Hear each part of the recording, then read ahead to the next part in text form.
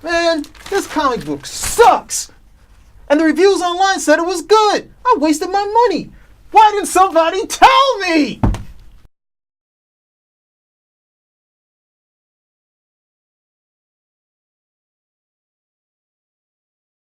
Hey everybody, this is Spinner Rack and we're back with our comic reviews. We have 3 reviews today to do for you, and this might be an okay week. We might not be that rough, and it's not the producer talking, it's not the producer and me talking. We have before we get into our reviews, you have to introduce our man Calvin Ellis. Say what's up. How's it going, people? Glad to be here. All right, so we're back. We've done the X-Men one a long time ago, and now the X-Men have restarted. They have the X-Men Blue, Gold, and a bunch of new titles, and it's right up to X-Men Blue number 4. Jean Grey is the leader. And they're on a little bit of this is almost a classic X-Men story where they're using Cerebro. They find there's a new mutant. They run into someone that's been killed, slashed up. It looks like it's, 3 claws. Is it Wolverine? And there's a human there. And this is another interesting part about the X-Men is interaction with humans. Like, not just the ones that are trying to kill them, just an ordinary detective. So this story is going pretty decent. But then it leads into stuff that I don't know. There's another Wolverine. And this is Wolverine's son from the Ultimate Universe, which is Jimmy Hudson, which is if Wolverine is hot, Jimmy Hudson is like the Brad Pitt of Wolverine characters. But now he has the hair, so he doesn't have, I think Art Adams drew him and he had like normal hair. Now he has the Wolverine hair, he has the beard. So, he's like when Hugh Jackman started in, a handsome Wolverine. So he comes, he has his fear, he fights the original X-Men for a little while, and then it leads to what the next thing is. What is this fear that he has? So it started out okay, but I'm not too keen on having this thing that's been going on in these X-Men books have been these universe, especially in the blue title, the alternate universe stuff. Which universe are these original X-Men from? And it's kind of getting confusing to me, and it's going into some stuff that I think X-Men need to be simplified to what this story was. They're going out, they're finding new mutants, they need to either help or stop them, and then you have the human interaction, and you don't always have to do that, but this brings it home. But once you get into this universe stuff, it gets kind of confusing for me. So what did you think about it? Well, like I said, like we've discussed before, I'm a big fan of that, the first 5 as I like to call them. Marvel Girl, Cyclops, Angel, Beast, and Iceman. You give me those 5, and I'm willing to read X-Men.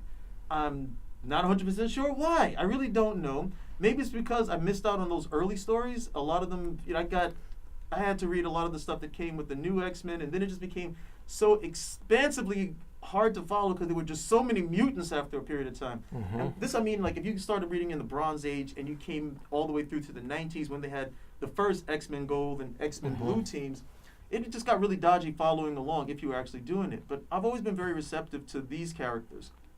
And now I'm looking at this book, and it was the same thing. The first couple of pages, I was like, okay.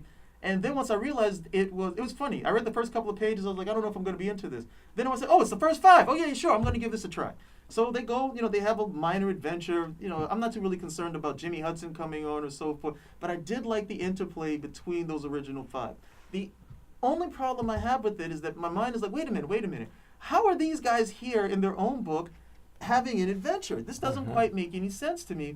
And then you realize, okay, they took these guys from the past and then brought them to the future, which is the biggest cheat I have ever seen, simply because they're trying to avoid resurrecting Phoenix yet again. This is the only way they can get around that.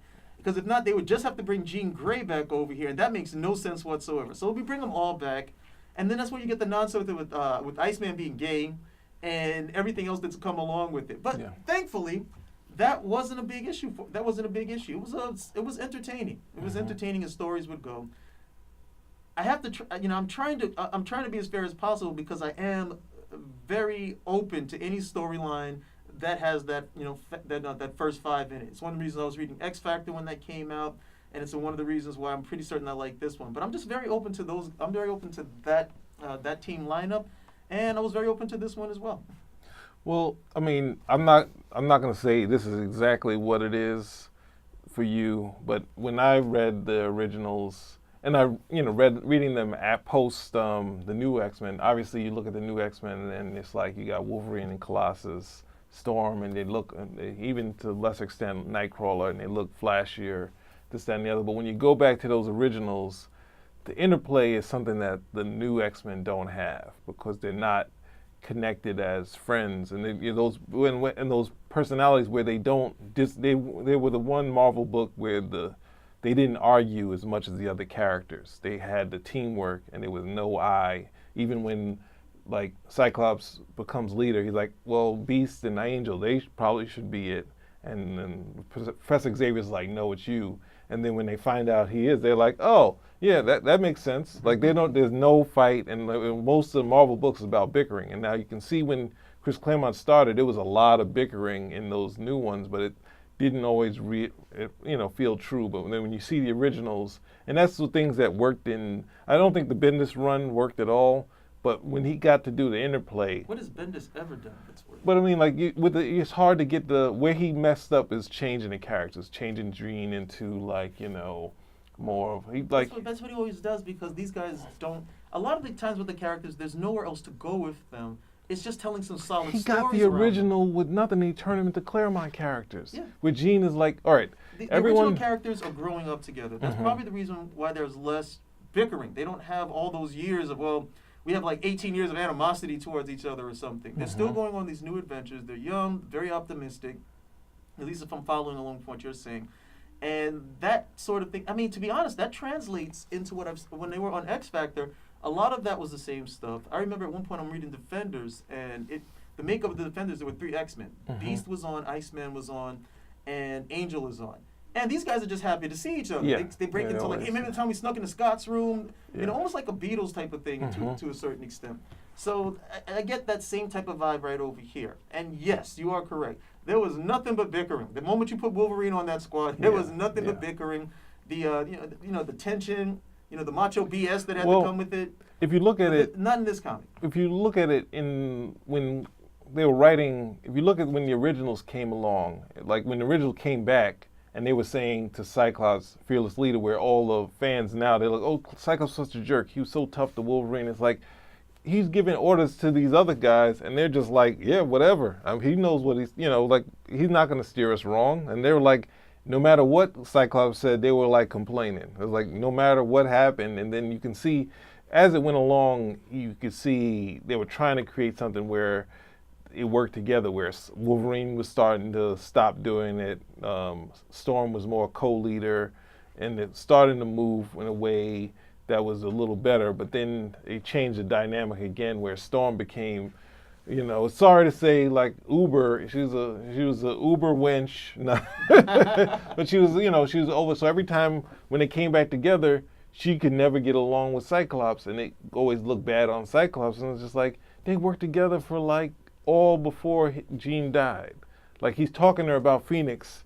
Like there's moments where they say they're the brains of the X-Men, him, Storm, and Beast. And they keep, after that, like Storm is like, nope, I can't talk about this. Maybe we're not the right, maybe Magneto's right. It's like, so I mean, the X-Men is something, especially the originals, very close to me. The only thing they didn't have was, strong villains up until Neil Adams sort of came along and brought back all the Kirby stuff. But I mean, if you read those Roy Thomas stuff, there's a lot of fun, their interaction, even the aspect of, which everyone gets wrong, that Beast held back and stayed in the background because of Cyclops. Jean didn't have a relationship with Cyclops for years. She felt something for Cyclops, and then Cyclops had, he's a handicap because doesn't want to have interaction because he could hurt somebody. Yeah, he was the only one with. He was the first mutant. Yeah. Where like his powers were a problem. Where everybody else was like, okay, fine. If people found out, how would they react? Yeah. But it wasn't like Iceman. Okay, I have to have like a heat belt on to make certain his snow melts. So Cyclops was that. He was the first one before they had Beast becoming hairy. Or the other mutants were like, look, I got stuff growing off my face, and people are gonna know, and that was Cyclops. So I mean, it's in the. I mean, I guess we can go to reviews on this. I mean, this book is on the right track. It's just I know it's hard not to get into the Claremont Marvel alternate universe stuff, and I think you can just do some good X-Men stories, bring back some old villains, but not always do the all. I mean, it looked like the way it ended. They're gonna do some big alternate universe stuff, which I mean, that's the big reveal, I guess, is that they're gonna find that they're either not or they're from the alternate universe. Who knows where they're from? But I won't be around for that. So I don't know. I'm gonna begrudgingly give this a 3. I think it's readable. It was enjoyable. The art's good. It's okay comic on my end. Well, 4 for me. Hey, you get 2. You get 2 simply because you had the first 5 there, and another 2 because, to be quite honest, I don't enjoy a lot of X-Men reads. I find that one time travel story with Days of Future Past has just that grew exponentially. That's one of the reasons why we have this story with these guys being taken from the past. Yeah. But I can't say it wasn't enjoyable. I can't say it wasn't. And again, one of the things I always look for: can I get into this issue without needing to read what came before 2 or 3 issues? And you can do that. No, you can't if you don't know Jimmy Hudson. How are you? I don't need to know who Jimmy Hudson is. Okay, I do. No, because the point. Another Wolverine. Yeah, because you're an X-Men guy. So you're like, hey, I missed this one. I know X-23, but for me, the non-X-Men guy, hey, it's another Wolverine. No big deal. This might as well. You can just call him Sabretooth for all I care. No, just show me he the looks adventure. more like Sabretooth or Wild Child. Just show me the adventures. That's a 3.5. You round up, so it's a 4 all together. No, it's not That a means 4 altogether. That means your money's not You ill-spent. don't round up. You don't round up on that one. We'll see you later. Thanks, Thanks, Spinnerack. Spinnerack. You saved me money.